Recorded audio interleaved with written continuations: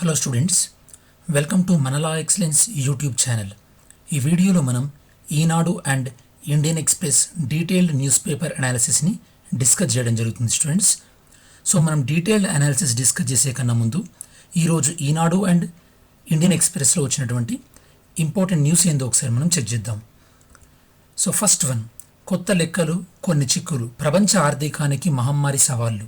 ఈ ఆర్టికల్లో మనం అసలు గ్లోబలైజేషన్ అనేది ఏ విధంగా చేంజ్ అవ్వబోతుంది అనేది మనం డిస్కస్ చేయడం జరుగుతుంది. Second one, India can absorb shocks of pandemic, take the lead in reshaping the global order. అంటే ఈ కరోనా వ్యాధి, సో ఈ కరోనా వ్యాధి అంతరించిపోయిన తర్వాత మారేటటువంటి ప్రపంచంలో భారతదేశం ఎలాంటి పాత్రను పోషించబోతుంది అనేది మనం సెకండ్ వన్లో డిస్కస్ చేస్తాం. Third one, how remdesivir tricks corona virus. ఈ యొక్క రెమ్డెసివిర్ అనే డ్రగ్ కరోనా వైరస్ ట్రీట్మెంట్లో ఎలా ఉపయోగపడే అవకాశం ఉంది మనం డిస్కస్ చేస్తాం. ఫోర్త్ వన్, కృషి ప్రధాన్.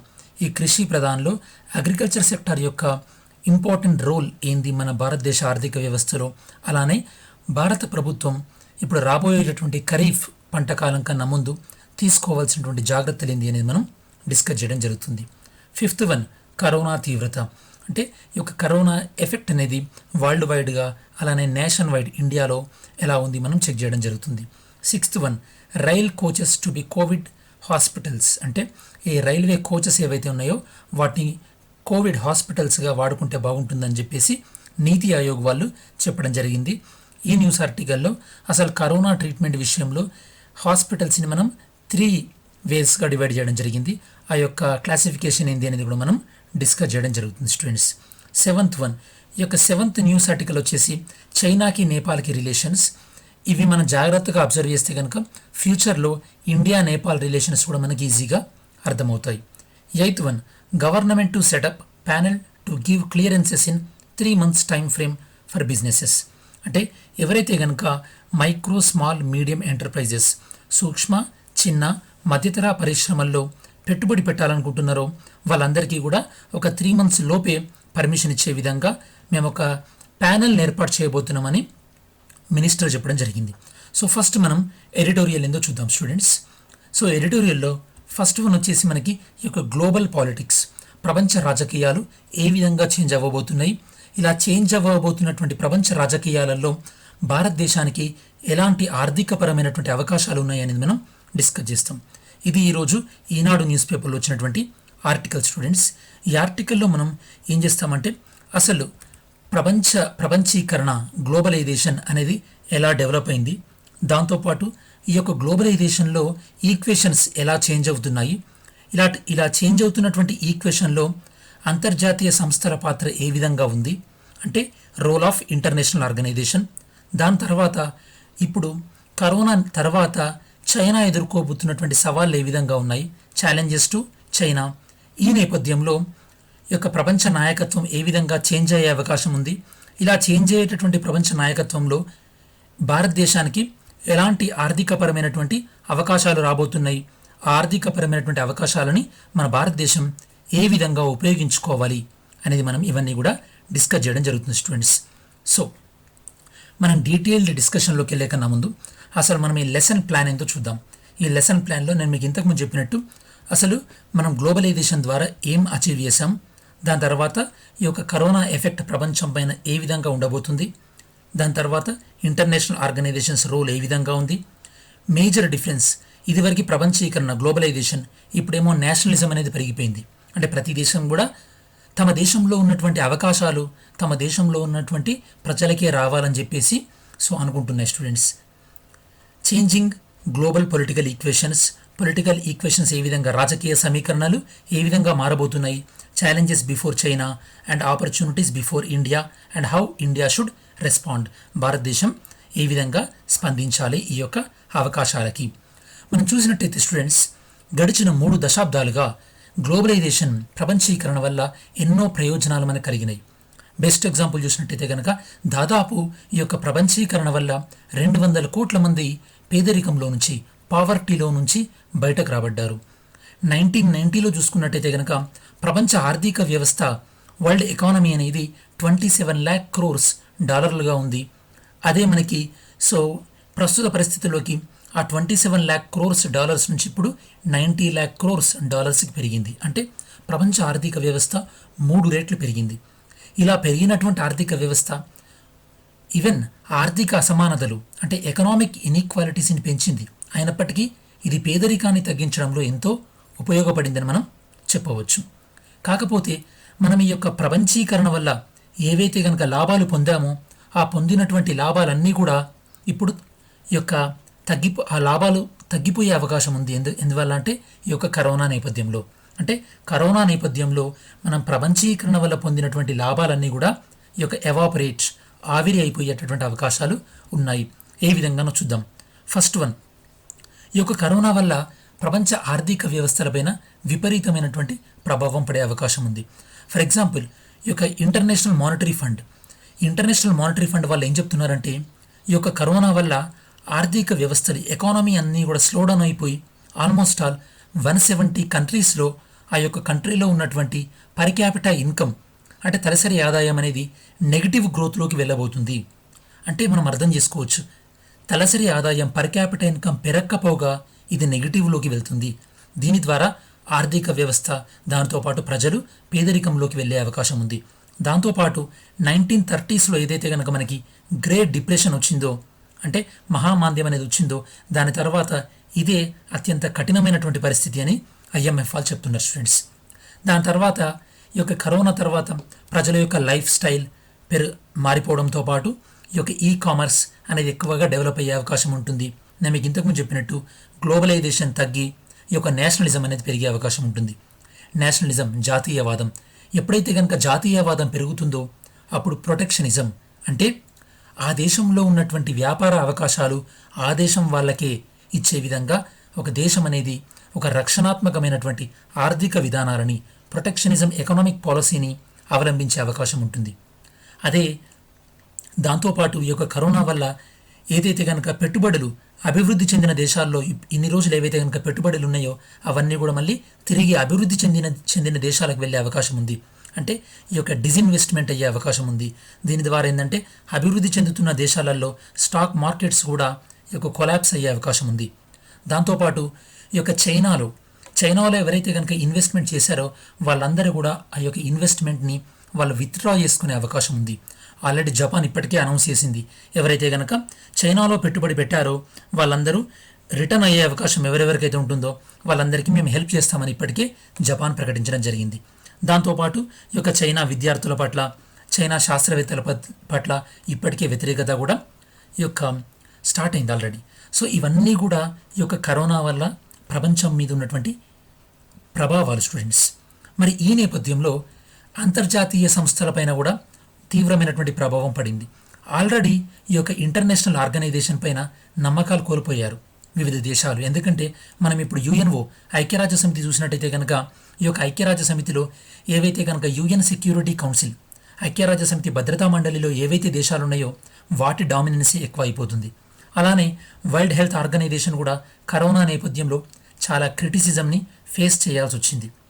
అలానే ఇలాంటి ఇంటర్నేషనల్ అగ్రిమెంట్స్ అయినటువంటి ప్యారిస్ క్లైమేట్ అగ్రిమెంట్ నుండి, అలానే ఇంటర్నేషనల్ ఆర్గనైజేషన్ అయినటువంటి యునెస్కోని బాయ్కాట్ చేయడం జరిగింది అమెరికా. అలానే రష్యా కూడా ఇంటర్నేషనల్ క్రిమినల్ కోర్ట్ నుంచి బాయ్కాట్ చేయడం జరిగింది. ఈవెన్ చైనా, మనం చైనాను చూసినట్టయితే కనుక చైనా కూడా ఈ యొక్క ఇంటర్నేషనల్ కోర్ట్ ఆఫ్ జస్టిస్ ఇచ్చినటువంటి ఆర్డర్స్ని ఫాలో అవ్వలేదు సౌత్ చైనా విషయంలో. సో ఈ విధంగా ఈ యొక్క కరోనా అనేది ప్రపంచ ఆర్థిక వ్యవస్థలతో పాటు అంతర్జాతీయ సంస్థలపైన కూడా కరోనా ఎఫెక్ట్ అనేది ఉంది. సో ఈ విధంగా కరోనా వల్ల గ్లోబలైజేషన్ అనేది తీవ్రమైనటువంటి స్ట్రెస్ని ఫీల్ అవ్వాల్సి వస్తుంది, తీవ్రమైనటువంటి ఒత్తిడికి గురవుతుంది. చాలా దేశాలు కూడా ప్రొటెక్షనిజం పాలసీని ఫాలో అయ్యే అవకాశం ఉంది. మరి ఇలాంటి సమయాలలో ప్రపంచ రాజకీయ సమీకరణలు ఏ విధంగా మారే అవకాశం ఉంది? ఆల్రెడీ చైనా అమెరికాల మధ్యలో గతంలోనే వాణిజ్య యుద్ధం ఉంది, ట్రేడ్ వార్ ఉంది, ఇప్పుడు ఇంకా పెరిగే అవకాశం ఉంది. దాంతోపాటు ఈ యొక్క క్రూడ్ ఆయిల్, ముడి చమురు అనేది, ఈ యొక్క క్రూడ్ ఆయిల్ ప్రైస్ తగ్గడం వల్ల ఇరాన్, ఇరాక్ వంటి దేశాలు కూడా భవిష్యత్తులో ఈ దేశాల్లో తీవ్రవాదం ఎక్కువ అయ్యే అవకాశం ఉంది. ఎందుకంటే ఈ దేశాల్లో ఈ యొక్క అస్థిరత, ఇన్స్టెబిలిటీ అనేది వచ్చే అవకాశం ఉంది. ఏ దేశంలోనైతే కనుక ఇన్స్టెబిలిటీ ఎక్కువగా ఉంటుందో ఆ దేశంలో తీవ్రవాదం ఎక్కువ అయ్యే అవకాశం ఉంటుంది. సో ఈ యొక్క కరోనా అనేది ప్రపంచవ్యాప్తంగా ఏ విధంగా ఎఫెక్ట్ ఉందో మనం చూసాం. ఇప్పుడు స్పెసిఫిక్గా ముఖ్యంగా చైనా పైన ఎలాంటి ప్రభావాన్ని చూపెట్టబోతుందో చూద్దాం మనం. కరోనా విషయంలో ఆల్రెడీ ఈ యొక్క చైనా అనేది తీవ్రమైనటువంటి ఆరోపణలు ఎదుర్కొంటుంది. ఇది ఇంకా కొన్ని సంవత్సరాలు కూడా కొనసాగే అవకాశం ఉంది. దాంతోపాటు చైనా యొక్క ఆర్థిక వ్యవస్థ ప్రధానంగా ఉత్పత్తి రంగం పైన అంటే మ్యానుఫ్యాక్చరింగ్ సెక్టార్ పైన ఆధారపడింది. సో ఈ యొక్క మ్యానుఫ్యాక్చరింగ్ సెక్టార్ని మళ్ళీ రీయాక్టివేట్ చేసి దాంతోపాటు ఈ యొక్క ఇన్ఫ్రాస్ట్రక్చర్ ఫెసిలిటీస్ మౌలిక సౌకర్యాలను కల్పించుకోవడం అన్నది ఇప్పుడు చైనా ముందున్నటువంటి బిగ్గెస్ట్ ఛాలెంజ్. దాంతోపాటు చైనా కొన్ని ప్రాజెక్ట్స్ని టేకప్ చేయడం జరిగింది. అవి ఏంటంటే వన్ బెల్ట్ వన్ రోడ్ అని కానీ, అలానే ఆఫ్రికాలో మినరల్ ఎక్స్ప్లోరేషన్ ఖనిజాలు అన్వేషించడం, వీటిపైన చైనా అనేది ఇప్పటికే కొన్ని వందల కోట్ల డాలర్లను ఖర్చు పెట్టడం జరిగింది. దానివల్ల చైనా జీడిపిలో అప్పుల మొత్తం లోన్ ప్రపోర్షన్ టు జీడిపి అనేది చాలా మొత్తంలో పెరిగిపోయింది. ఈ యొక్క చైనా కంపెనీలు చాలా మట్టుకు కూడా ఈ యొక్క అమెరికా గవర్నమెంట్ బాండ్స్లో ఇన్వెస్ట్మెంట్ చేశాయి. ఇప్పుడు అమెరికా ఏమంటుందంటే మేము చైనా నుండి ఈ యొక్క పెనాల్టీని తీసుకునే ఆలోచనలో ఉన్నాం. ఒకవేళ అదే జరిగితే కనుక ఈ చైనీస్ ఇన్వెస్ట్మెంట్స్ ఏవైతే ఉన్నాయో గవర్నమెంట్ బాండ్స్లో, అమెరికన్ గవర్నమెంట్ బాండ్స్లో ఆ యొక్క ఇన్వెస్ట్మెంట్స్ అనేవి కూడా ఫ్రీజ్ చేయడం జరుగుతుంది, అంటే స్టాప్ చేయడం జరుగుతుంది. సో దాంతోపాటు చైనా నుండి గతంలో ఏవైతే కనుక పెద్ద ఎత్తున రుణాలు తీసుకున్నాయో, అంటే ఫర్ ఎగ్జాంపుల్ మాల్దీవ్స్ కానీ, అలానే మయన్మార్ కానీ, ఇలాంటి దేశాలకు చైనా విపరీతమైనటువంటి లోన్స్ ఇచ్చింది. ఆ లోన్స్ అన్నీ కూడా ఇప్పుడు ఆ దేశాలు తిరిగి కట్టే పరిస్థితుల్లో లేవు. సో దీన్ని బట్టి మనకు అర్థమైంది ఏంటంటే ఈ యొక్క కరోనా తర్వాత పోస్ట్ కరోనాలో చైనా యొక్క ఆర్థిక వ్యవస్థ ఇంతకు ముందున్నంత స్ట్రాంగ్గా ఉండకపోవచ్చు. మరి ఈ నేపథ్యంలో ప్రపంచవ్యాప్తంగా కూడా మల్టీ లీడర్షిప్ పెరిగే అవకాశం ఉంది. అంటే సింగిల్ లీడర్షిప్ కంట్రీ కాకుండా, అంటే అమెరికా లాంటి ఒక సింగిల్ లీడర్ కాకుండా బహుముఖ నాయకత్వం, మల్టీ లీడర్షిప్ పెరిగే అవకాశం ఉంది. ఇలాంటి మల్టీ లీడర్షిప్ వచ్చే అవకాశంలో భారతదేశం కూడా తనకి ఎలాంటి అవకాశం వచ్చినా కూడా వదిలిపెట్టుకోకుండా తన యొక్క లీడర్షిప్ క్వాలిటీస్ని ఈ యొక్క ప్రపంచ రంగం పైన చూపెట్టాల్సినటువంటి అవసరం ఎంతైనా ఉంది. సో మరి భారతదేశానికి వస్తే కనుక ఆల్రెడీ మన భారతదేశం తన యొక్క డిప్లొమాటిక్ ఎఫిషియన్సీని, దౌత్య సామర్థ్యాన్ని చూపెట్టింది. ఏ విధంగా మనం హైడ్రాక్సీ క్లోరోక్విన్ మెడిసిన్ని ఇతర దేశాలకు ఇవ్వడం ద్వారా, దాంతోపాటు సార్క్ దేశాలన్నింటికీ కూడా మనం ఒక $50 లక్షల నిధులని సమకూర్చడం జరిగింది ఈ యొక్క కరోనాని ఏ విధంగా ఫైట్ చేయాలని. దాంతోపాటు నేను మీకు లాస్ట్ వీడియోలో చెప్పినట్టు భారతదేశం ఈ యొక్క చైనా నుండి ఏవైతే కనుక ఇన్వెస్ట్మెంట్ బ్యాక్ వెళ్తున్నాయో వాటిని అట్రాక్ట్ చేయడంతో పాటు మన దేశం చైనా పైన డిపెండ్ అయ్యేటటువంటి స్థితిని కూడా మనం తగ్గించుకోవాలి. అంటే at one side we have to encourage the make in India, మనం మేక్ ఇన్ ఇండియాని ఎంకరేజ్ చేయాలి. దాంతోపాటు ఇండియాకి ఇన్వెస్ట్మెంట్స్ వచ్చే విధంగా కూడా మనం ఎంకరేజ్ చేయాల్సినటువంటి అవసరం ఎంతైనా ఉంది. మరి ఇండియాకి ఇన్వెస్ట్మెంట్స్ వచ్చే విధంగా ఎంకరేజ్ చేయాలంటే మనం ఏం చేయాలి? మన యొక్క పర్ఫార్మెన్స్ని ఈజ్ ఆఫ్ డూయింగ్ బిజినెస్లో ఇంప్రూవ్ చేసుకోవాలి. నేను మీకు చెప్పాను ఒకటి, ఎలక్ట్రిసిటీ రిఫార్మ్స్ అని. అంటే మన ఇండియాలో ఎలక్ట్రిసిటీ మీద వేసేటటువంటి ఈ యొక్క స్లాబ్లో, అంటే ఈ యొక్క కాస్ట్ ఏదైతే ఉందో ఇండియాలో ఎలక్ట్రిసిటీ కాస్ట్ ఎక్కువ ఉంది, అట్లాంటివన్నీ తగ్గించాలి. అప్పుడే మనం కొత్త ఇండస్ట్రీస్ని మనం అట్రాక్ట్ చేయగలుగుతాం. సో ఈ యొక్క మేక్ ఇన్ ఇండియా ప్రాజెక్ట్ని మనం 25 సెప్టెంబర్ 2014 టేకప్ చేయడం జరిగింది. దీని యొక్క మెయిన్ పర్పస్ ఏంటంటే ఈ యొక్క మ్యానుఫ్యాక్చరింగ్ సెక్టార్ యొక్క పర్సంటేజ్ జీడిపిలో 16% నుంచి దాన్ని 25%కి తీసుకురావాలి. మేక్ ఇన్ ఇండియాతో పాటు మనం రీసెంట్గా ఈ యొక్క అసెంబుల్ ఇన్ ఇండియా అనే ప్రోగ్రామ్ని కూడా తీసుకురావడం జరిగింది. నేను మీకు ఇది ఫస్ట్ మే వీడియోలో కూడా ఎక్స్ప్లెయిన్ చేయడం జరిగింది. అంటే ఇండియాలో అసెంబ్లింగ్ని ఎంకరేజ్ చేయడం ద్వారా 2025 వరకల్లా 4 crores జాబ్స్ని, 2030 వరకల్లా 8 crores జాబ్ని తీసుకురావాలని చెప్పేసి భారతదేశ ప్రభుత్వం భావిస్తుంది. సో ఫైనల్గా కంక్లూజన్ రిమార్క్స్ ఏంటంటే స్టూడెంట్స్, మేక్ ఇన్ ఇండియా కార్యక్రమాన్ని కేంద్ర ప్రభుత్వం మరింతగా ప్రోత్సహించాలి. దాంతోపాటు మన భారతదేశ ప్రభుత్వం కొన్ని రిఫార్మ్స్, అవి ల్యాండ్ రిఫార్మ్స్ అయినా కానీ, ట్యాక్స్ రిఫార్మ్స్ అయినా కానీ, మన ఇండియాలో ఉన్నటువంటి ట్రాన్స్పోర్టేషన్ని ఇంప్రూవ్ చేయడం ద్వారా కానీ, లేదా ఎలక్ట్రిసిటీ రిఫార్మ్స్, ఇలాంటి రిఫార్మ్స్ తీసుకురావడం ద్వారా చైనా నుండి తిరిగి వెళ్తున్నటువంటి పెట్టుబడులను మన భారతదేశం ఆకర్షించవచ్చు. ఇలాంటివి సాధించినప్పుడే, ఇలాంటివి చేసినప్పుడే మనం ఏదైతే కనుక 2024 వరకు $5 లక్షల కోట్ల ఆర్థిక వ్యవస్థగా మనం అవతరించాలనుకుంటున్నామో ఆ లక్ష్యాన్ని మనం సాధించగలుగుతాం. సో ఈ ఆర్టికల్ మీరు విన్న తర్వాత మీరు ఈ క్వశ్చన్స్కి ఆన్సర్ చేయగలగాలి. First question, what is the impact of corona pandemic on globalisation? Corona యొక్క ఎఫెక్ట్ అనేది ప్రపంచీకరణపైన ఏ విధంగా ఉంది?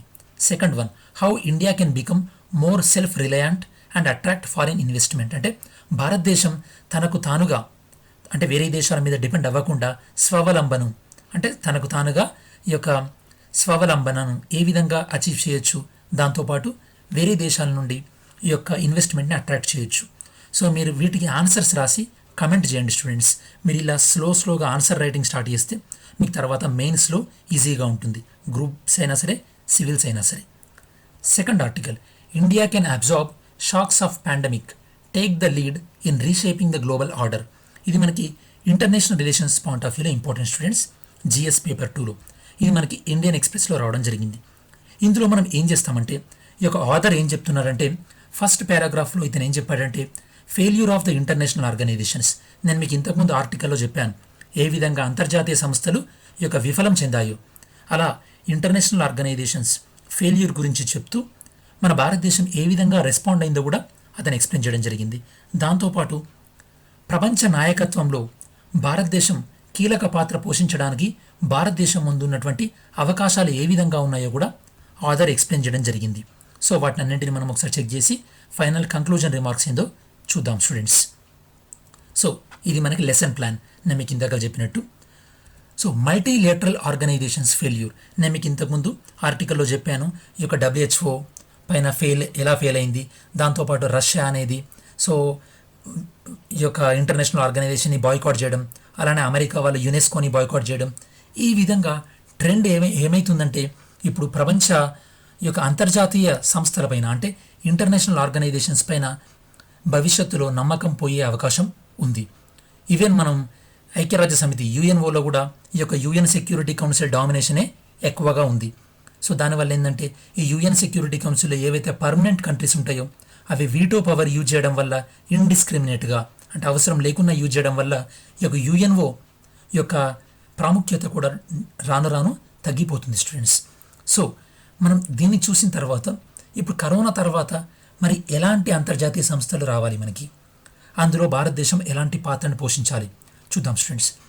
ఒకవైపు అంతర్జాతీయ సంస్థల ప్రాముఖ్యత తగ్గిపోతున్నటువంటి ఈ క్రమంలో భారతదేశ స్పందన ఏ విధంగా ఉంది అంటే ఒకవైపున G20, G7 ఇవి ఎలాంటి యొక్క కరోనా విషయంలో ఎలాంటి చర్యలు తీసుకున్నటువంటి సందర్భంలో భారతదేశం సో మన ప్రధానమంత్రి యొక్క ప్రోయాక్టివ్గా సార్క్ దేశాలన్నింటినీ కూడా ఈ యొక్క కలిసికట్టుగా పోరాడాలని చెప్పేసి మనం ఒక సార్క్ కోవిడ్ ఫండ్ను కూడా మనం క్రియేట్ చేయడం జరిగింది.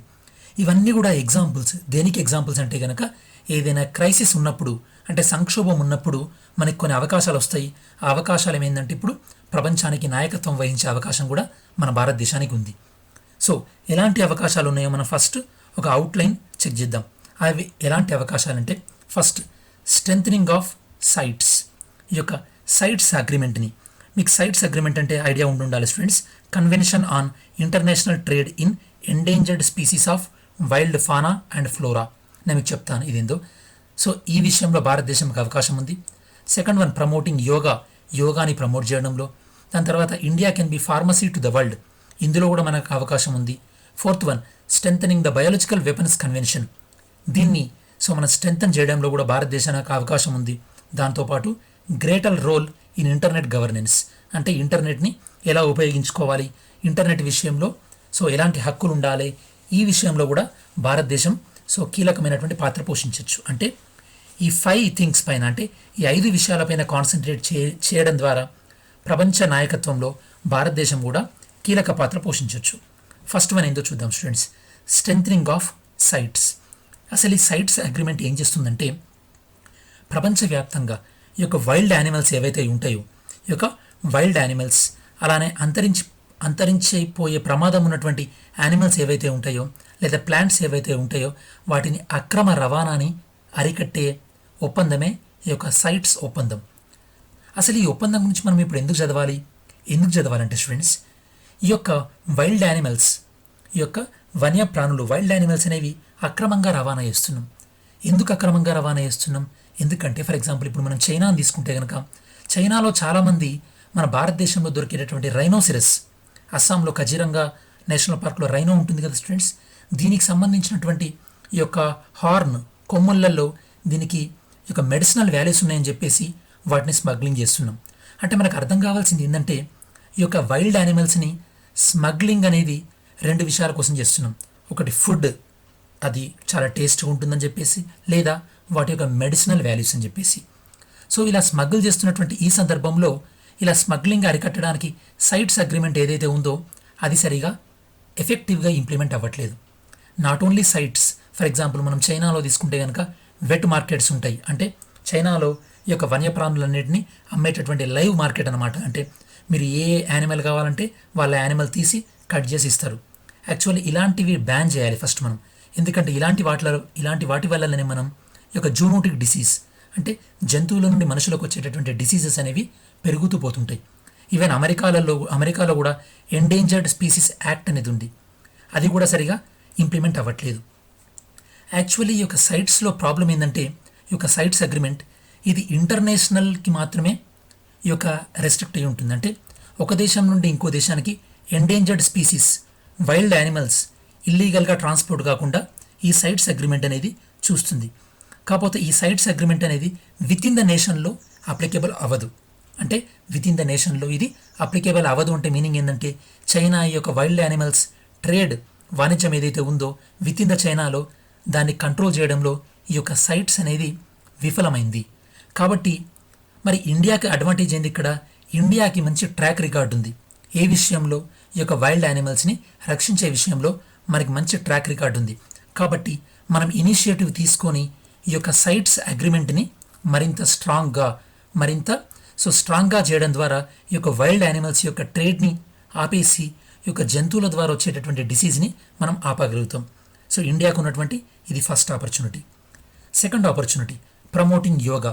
ఇప్పుడు కరోనా నేపథ్యంలో ఎవరికైతే కనుక ఇమ్యూనిటీ ఎక్కువ ఉంటుందో వాళ్ళకి ఈ యొక్క కరోనా వైరస్ సోకేటటువంటి అవకాశం తక్కువగా ఉంది అని మనకు తెలిసిన విషయమే. మరి యోగా ద్వారా ఇమ్యూనిటీని పెంచవచ్చు. కాబట్టి మన యోగాకు సంబంధించి ఆల్రెడీ యుఎన్ఓ ఇంటర్నేషనల్ యోగా డేని కూడా రికగ్నైజ్ చేయడం జరిగింది June 21 ఎవ్రీ ఇయర్. కాబట్టి ఈ సిట్యుయేషన్లో మనం ఈ యొక్క యోగాని ప్రమోట్ చేయడం ద్వారా కూడా గ్లోబల్ లెవెల్లో మనం ఒక కొత్త లీడర్షిప్ని తీసుకోవచ్చు యోగా విషయంలో.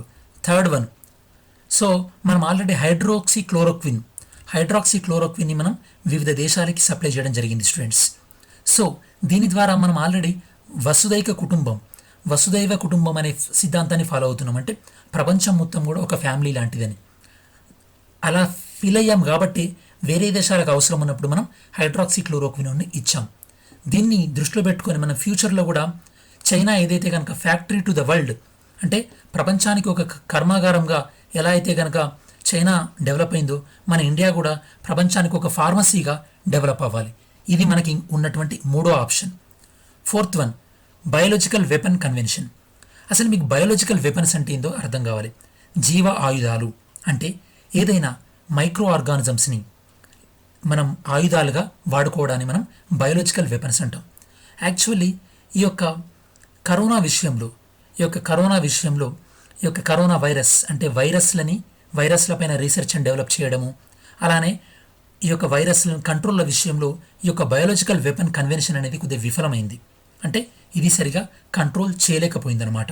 ఇలాంటి వైరస్లని ఏదైనా కంట్రీ ఇలాంటి వైరస్లను తయారు చేయాలన్నా లేదా ఇలాంటి వైరస్లని రీసెర్చ్ అండ్ డెవలప్మెంట్ చేయాలన్నా ఆ కంట్రీలని ఆపేంతటువంటి శక్తి ఈ యొక్క బయోలాజికల్ వెపన్ కన్వెన్షన్కి లేదు.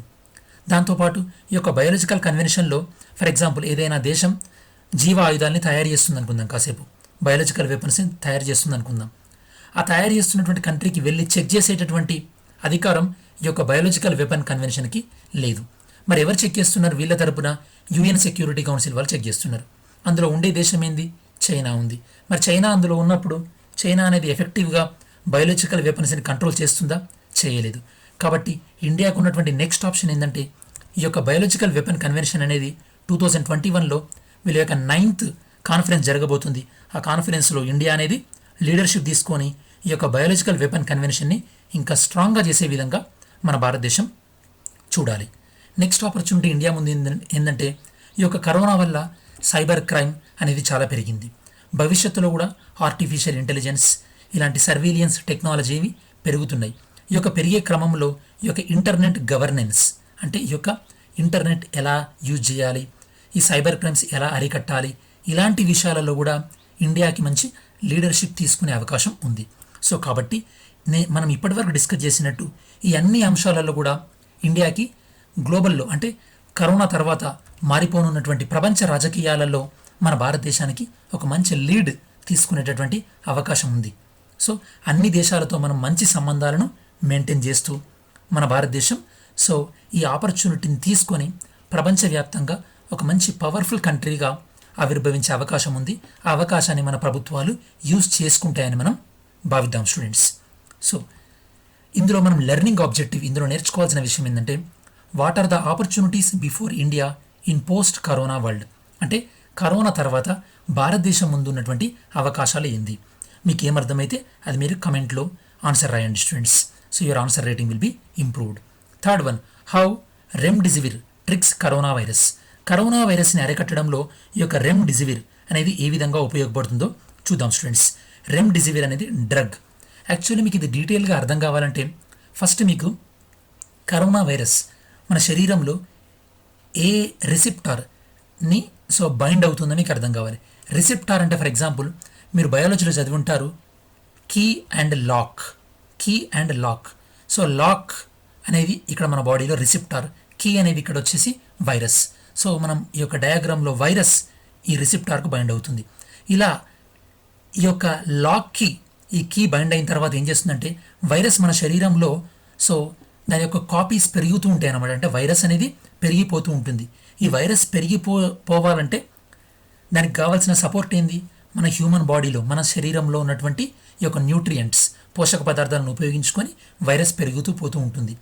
ఇలా వైరస్ ప్రొలిఫరేషన్, ఇలా వైరస్ పెరగడంలో వైరస్కి ఉపయోగపడే ప్రధానమైన ఎంజైమ్ ఏంటంటే ఆర్డీఆర్పి. ఇట్లాంటి ఎంజైమ్ అంటే ఒక వైరస్ కాపీని 100 వైరస్ కాపీలుగా తయారు చేసే ఎంజైమ్ని మనం ఏమంటామంటే బేసికల్లీ పాలిమరేజ్ అంటారు. ఏమంటారు స్టూడెంట్స్? పాలిమరేజ్ అంటారు. ఇప్పుడు ఆర్డీఆర్పి అనేది పాలిమరేజ్. మనం సింపుల్గా చెప్పాలంటే ఇప్పుడు ఏదైతే కనుక మనం ఈ యొక్క రెమ్డెసివిర్ అనే డ్రగ్ ఇస్తున్నామో ఈ డ్రగ్ ఏం చేస్తుందంటే స్టూడెంట్స్ ఈ డ్రగ్ వెళ్ళి ఈ యొక్క పాలిమరేజ్ ఏదైతే ఉందో ఈ పాలిమరేజ్కి బైండ్ అయిపోతుంది. అంటే ఈ పాలిమరేజ్ అనేది పనిచేయకుండా అయిపోతుంది. మరి ఎప్పుడైతే కనుక ఈ పాలిమరేజ్ అనేది పనిచేయకుండా అయిపోతుందో అప్పుడు వైరస్ అనేది ఎక్కువ సంఖ్యలో సో ప్రొడక్షన్ కాకుండా అక్కడే ఆగిపోతుంది. Simple mechanism students. సో మీకు అర్థం కావాల్సింది remdesivir is design to obstruct the stage of replication. అంటే వైరస్ అనేది సో వ్యాప్తి చెందకుండా అంటే వైరస్ సంఖ్య పెరగకుండా ఈ యొక్క రెమ్డెసివిర్ అనేది దాన్ని డిజైన్ చేయడం జరిగింది. ఈ యొక్క రెమ్డెసివిర్ ఏం చేస్తుందంటే స్టూడెంట్స్ సో ఇది వెళ్ళి ఏదైతే ఎంజైమ్ ఉందో నేను మీకు ఇందాక చెప్పినట్టు ఆర్డీఆర్పి ఓకే ఈ ఎంజైమ్కి వెళ్ళి సో బైండ్ అయిపోయి ఈ ఎంజైమ్ పని చేయకుండా చేస్తుంది. సో ఈ ఎంజైమ్ పని చేయకుండా చేయడం వల్ల వైరస్ యొక్క సంఖ్యను ఇది తగ్గించి ఈ యొక్క ఇన్ఫెక్షన్ని తక్కువ స్థాయిలో చేస్తుంది. Very simple mechanism of action. ఇందులో మీకు ఎగ్జామినేషన్ పాయింట్ ఆఫ్ వ్యూ అర్థం కావాల్సింది ఏంటంటే ఏ ఎంజైమ్ అయినా సరే ఒక వైరస్ని లేదా ఒక బ్యాక్టీరియాని లేదా డిఎన్ఏ ఆర్ఎన్ఏని ఒక కాపీ నుండి నెంబర్ ఆఫ్ కాపీస్గా చేసేటటువంటి ఎంజైమ్ ఏమంటామంటే మనం పాలిమరేజ్ అంటాం. సేమ్ లైక్ ఒక జిరాక్స్ మిషన్ లాగా అనమాట. I hope you understood. Fourth one, కృషి ప్రధాన్. ఇది మనకి అగ్రికల్చర్ సెక్టార్కి సంబంధించింది స్టూడెంట్స్. ఈ ఆర్టికల్లో ఈ కృషి ప్రధాన్ ఈ ఇండియన్ ఎక్స్ప్రెస్ ఆర్టికల్లో ఏమి ఇచ్చారంటే మనకి ఈసారి రబీ సీజన్లో మంచి ప్రొడక్షన్ వచ్చింది. మంచి ప్రొడక్షన్ రావడంతో పాటు ఈసారి మనకు వ్యవసాయ రంగం అగ్రికల్చర్ సెక్టార్ మంచి వృద్ధి రేటుని మంచి గ్రోత్ సాధించింది. ఈ గ్రోత్ సాధించినటువంటి ఈ క్రమంలో అగ్రికల్చర్ సెక్టార్ యొక్క రోల్ మన భారతదేశ ఆర్థిక వ్యవస్థలో ఏ విధంగా ఉంది, అలానే రాబోయే ఖరీఫ్ పంటకి, ఖరీఫ్ అంటే సో జూన్ ఆర్ జూలైలో వేసే పంటను ఖరీఫ్ పంట అంటారు. సో ఇదివరకు వీడియోలో నేను మీకు చెప్పాను స్టూడెంట్స్. సో రాబోయేటటువంటి ఖరీఫ్ పంటకి ఎలాంటి జాగ్రత్తలు తీసుకోవాలి అనేది ఈ యొక్క ఆర్టికల్లో ఇచ్చారు స్టూడెంట్స్. చూద్దాం. 2019-20లో మన వ్యవసాయ రంగం అగ్రికల్చర్ సెక్టార్ గ్రోత్ ఎంత అంటే 11.3%. 11.3%. అదే మన జీడిపితో 7.9%. అంటే 1980-81 దాని తర్వాత ఇప్పటి వరకు కూడా భారతదేశ జీడిపి కన్నా అగ్రికల్చర్ వ్యవసాయ రంగ జీడిపి వృద్ధి రేటు ఎక్కువగా నమోదవడం ఇదే ఫస్ట్ టైం. అంటే అగ్రికల్చర్ సెక్టార్ గ్రోత్ రేట్ అనేది మన జీడిపి గ్రోత్ రేట్ను ఓవర్టేక్ చేసింది.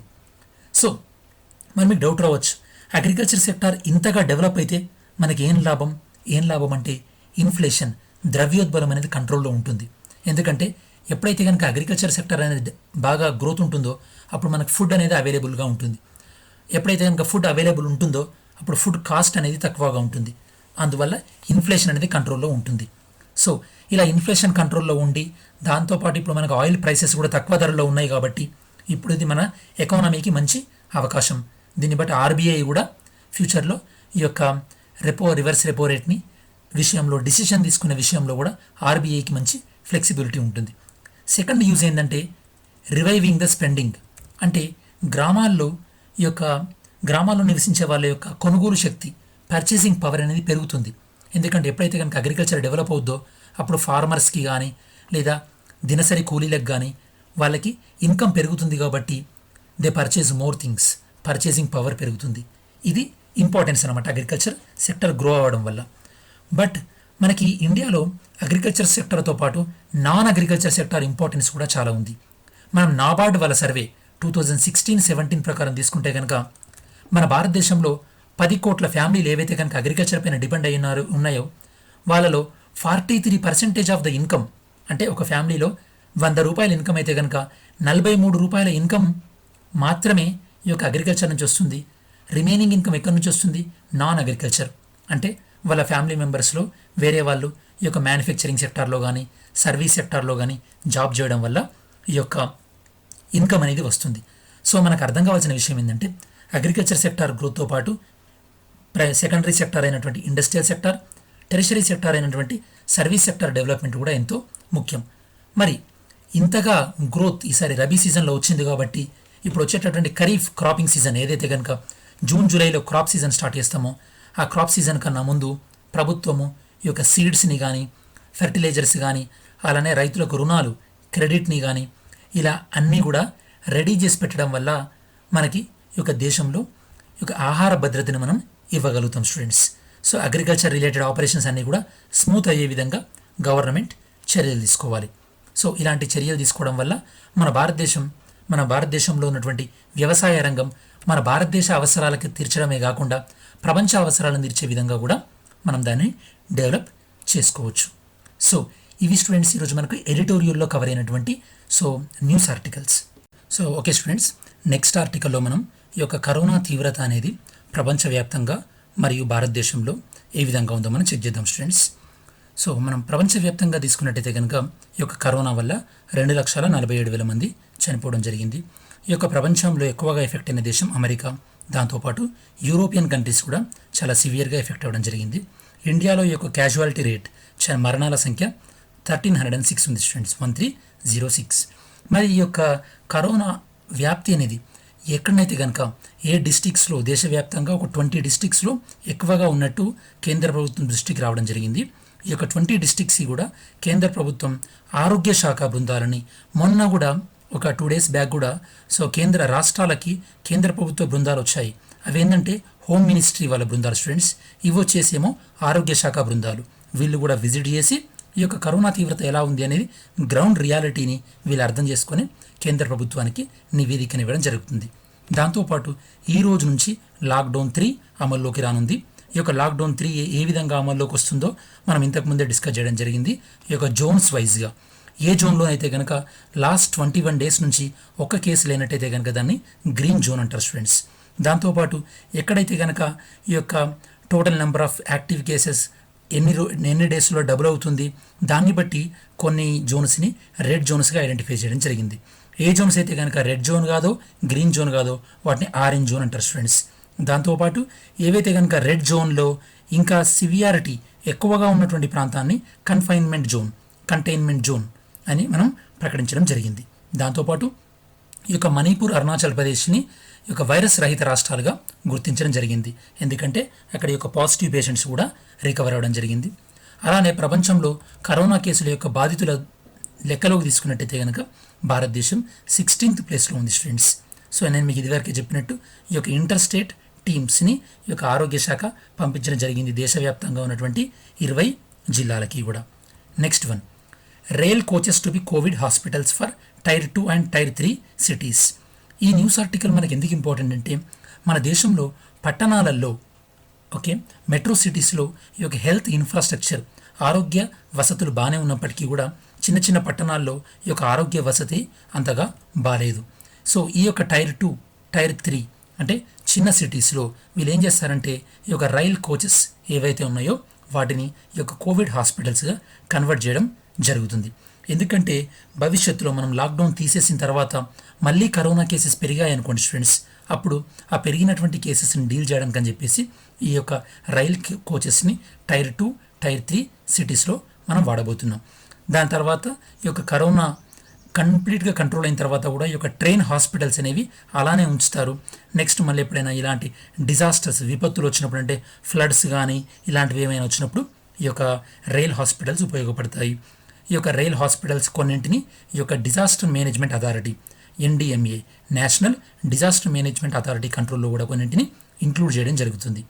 ప్రజెంట్ మనం భారతదేశంలో ఈ యొక్క కరోనాను ట్రీట్ చేయడానికి హాస్పిటల్స్ని 3 టైప్స్ ఆఫ్ హాస్పిటల్స్ని వాడుతున్నాం. ఫస్ట్ టైప్ని ఏమంటారంటే మనం సంరక్షణ కేంద్రం అంటారు. ఈ యొక్క మీరు ఫోటోలో చూసినట్టు సంరక్షణ కేంద్రం, దాన్ని మనం ఇంగ్లీష్లో చూసినట్టయితే కనుక ఈ యొక్క కరోనా కేర్ సెంటర్ లెవెల్ 1 అంటారు దీన్ని. దాని తర్వాత level 2 dedicated Covid health centre అంటారు. ఫైనల్గా లెవెల్ 3 డెడికేటెడ్ కోవిడ్ హాస్పిటల్, అంటే ఇందులో ICU ఫెసిలిటీ, వెంటిలేటర్ ఫెసిలిటీ ఇలాంటివి ఉంటాయి. సో ఎక్కువగా ఇప్పుడు మన ఈ రైల్ హాస్పిటల్స్ అన్నీ కూడా ఈ యొక్క లెవెల్ 1 హాస్పిటల్సే ఉన్నాయి. సో వీటిని అవసరమైతే లెవెల్ 2 హాస్పిటల్స్ కూడా అప్గ్రేడ్ చేద్దామని చెప్పేసి ఈ యొక్క నీతి ఆయోగ్ భావిస్తుంది స్టూడెంట్స్. దాంతోపాటు మన భారతదేశంలో ఈ యొక్క వైద్యపరంగా అంటే హెల్త్ ఇన్ఫ్రాస్ట్రక్చర్ హెల్త్ వైజ్ మనం తీసుకోవాల్సినటువంటి కొన్ని సంస్కరణలు చూసినట్టయితే కనుక మన భారతదేశంలో ఈ యొక్క ప్రాథమిక స్థాయిలో అంటే ప్రైమరీ హెల్త్ కేర్ని మనం చాలా స్ట్రెంథెన్ చేయాల్సి ఉంటుంది. అలానే ఎవ్రీ డిస్ట్రిక్ట్లో మెడికల్ కాలేజెస్ని ఇంక్లూడ్ చేసి పెట్టి ఆ యొక్క స్థానికంగా లోకల్ పీపుల్కి ఎవరైతే ఎలిజిబుల్ ఉంటారో వాళ్ళు అక్కడే చదువుకొని అక్కడే లోకల్ పీపుల్కి సర్వ్ చేసే విధంగా, అలానే మన ఇండియాలో ఈ యొక్క ఇన్సూరెన్స్ పెనిట్రేషన్ అంటే చాలామందికి ఈ యొక్క బీమా సౌకర్యం లేదు, ఆ యొక్క బీమా సౌకర్యాన్ని కూడా ప్రజలందరికీ కూడా అందుబాటులోకి తెచ్చి దాంతోపాటు మనం రాజ్యాంగ సవరణ చేసి అంటే కాన్స్టిట్యూషన్ అమెండ్మెంట్ చేసి ఈ యొక్క పబ్లిక్ హెల్త్ని రాష్ట్రాల నుండి తీసుకొని కాంకరెంట్ ఉమ్మడి జాబితాలోకి మార్చి కేంద్ర రాష్ట్ర ప్రభుత్వాలు సమన్వయం చేసుకుంటూ వెళ్తే ఈ యొక్క భవిష్యత్తులో ఈ యొక్క కరోనా లాంటి వాటిని మనం ఈజీగా నియంత్రించవచ్చు. లాస్ట్ గట్టుకల్లో మనం డిస్కస్ చేసాం ఈ యొక్క మనకి NSG నేషనల్ సెక్యూరిటీ గార్డ్ ఏ విధంగా ఉన్నారో, సో అలానే ఈ యొక్క హెల్త్ వైజ్ కూడా ఒక నేషన్ వైడ్కి సంబంధించి ఒక స్పెషల్ ప్రొటెక్షన్ గ్రూప్ని క్రియేట్ చేస్తే ఇంకా బాగుంటుంది students. Next international news, KP Oli stays for now, China envoy had role in truce. అసలు ఇది నేపాల్ గురించి. నేపాల్లో ఏం జరుగుతుందంటే స్టూడెంట్స్ 2 వర్గాల మధ్య తీవ్రమైనటువంటి భేదాభిప్రాయాలు రావడం జరిగింది. వాళ్ళు ఏం చేశారంటే ఈ యొక్క నేపాల్ ప్రైమ్ మినిస్టర్ KP Oliని రిమూవ్ చేద్దామని అనుకున్నారు. కాకపోతే ఈ యొక్క చైనా వాళ్ళు ఇన్వాల్వ్ అయిపోయి ఈ యొక్క KP Oliకి సపోర్ట్ ఇచ్చి KP Oli ప్రధానమంత్రిగా కొనసాగించే విధంగా వీళ్ళు చేయడం జరిగింది. ఎందుకోసం చైనాకి ఇంట్రెస్ట్ ఎందుకు ఉంది ఇక్కడ? ఎందుకంటే చైనా నేపాల్లో చాలా స్టేబుల్ అంటే స్థిరమైనటువంటి ప్రభుత్వం చైనాకి ఎందుకో ఎంతైనా అవసరం. ఎందుకంటే చైనా అనేది నేపాల్లో కొద్దిగా ఇన్వెస్ట్మెంట్స్ పెట్టడం జరిగింది. దాంతోపాటు నేపాల్ అనేది చైనా యొక్క 1 బెల్ట్ 1 రోడ్ ఇనిషియేటివ్లో ఒక సిగ్నేచరీ అంటే అందులో పార్టిసిపెంట్ కూడా. కాబట్టి నేపాల్లో స్థిరమైనటువంటి ప్రభుత్వం చైనాకి ఎంతైనా అవసరం ఉంది. Next economy related, government to set up panel to give clearances in 3 months time frame for businesses. అంటే ఏవైతే కనుక మైక్రో స్మాల్ మీడియం ఎంటర్ప్రైజెస్ ఉంటాయో అంటే సూక్ష్మ చిన్న తరహా మధ్య తరహా పరిశ్రమలు ఉంటాయో అందులో ఎవరైతే కనుక పెట్టుబడులు పెట్టడానికి ముందుకు వస్తారో వాళ్ళకి ఎక్కువగా డిలే చేయకుండా ఒక 3 నెలల్లోనే వాళ్ళకి పర్మిషన్స్ ఇచ్చే అవకాశం ఉంటుంది. దీనివల్ల ఈ యొక్క మన సిస్టంలో ఈ యొక్క ట్రాన్స్పరెన్సీ ఈ యొక్క పారదర్శకతని పెంచే అవకాశం ఉంటుందని ఈ యొక్క పరిశ్రమల శాఖ మంత్రి చెప్పడం జరిగింది స్టూడెంట్స్. సో ఇవి స్టూడెంట్స్ ఈరోజు ఎడిటోరియల్, దాంతోపాటు సో రిమైనింగ్ న్యూస్ ఈనాడులో అండ్ ఇండియన్ ఎక్స్ప్రెస్లో కవర్ అయినటువంటి న్యూస్. సో ఈ రెండు న్యూస్ పేపర్లో కాకుండా మిగతా న్యూస్ పేపర్లో కవర్ అయినాయి, దాంతోపాటు ఆల్ ఇండియా రేడియో న్యూస్లో కవర్ అయినాయి కూడా నేను మీకు ఇప్పుడు క్విజ్ ఫామ్లో నేను క్వశ్చన్స్ అడుగుతాను. దానికన్నా ముందు లాస్ట్ క్విజ్ ఆన్సర్స్ ఏందో డిస్కస్ చేద్దాం. 5G services are coming up on which mountain peak of the world? Mount Everest. Vivad se Vishwas scheme related to, దేనికి సంబంధించి స్టూడెంట్స్? సెటిలింగ్ ఆఫ్ డైరెక్ట్ ట్యాక్సెస్ అంటే ఈ యొక్క ప్రత్యక్ష పన్నుల వివాదాలని సెటిల్ చేసుకోవడానికి. Bannerghatta biological park related to which state? ఏ రాష్ట్రంలో ఉంది? కర్ణాటక. ఏదైనా ఒక నేషనల్ పార్క్ యొక్క బౌండరీస్ మార్చాలంటే అది మార్చే అధికారం ఎవరికి ఉంది? National board for wild life. Which state recently joined in one nation one ration card scheme? ఇందులో జాయిన్ అయినటువంటి రాష్ట్రాలు ఏంది స్టూడెంట్స్? యూపీ, బీహార్. ఇప్పటి వరకు 17 రాష్ట్రాలు, కేంద్రపాలిత ప్రాంతాలు ఇందులో ఉన్నాయి. దీన్ని సూపర్వైజ్ చేసేటటువంటి మినిస్ట్రీ ఎవరంటే ministry of consumer affairs, food and public distribution. Which article of the Indian constitution deals with governor nomination of members to legislative council? ఇది మనం మహారాష్ట్ర పాయింట్ ఆఫ్ వ్యూలో డిస్కస్ చేశాం. రాజ్యాంగంలోని ఏ ఆర్టికల్ ప్రకారం గవర్నర్ ఎమ్మెల్సీలని నామినేట్ చేయడం జరుగుతుంది?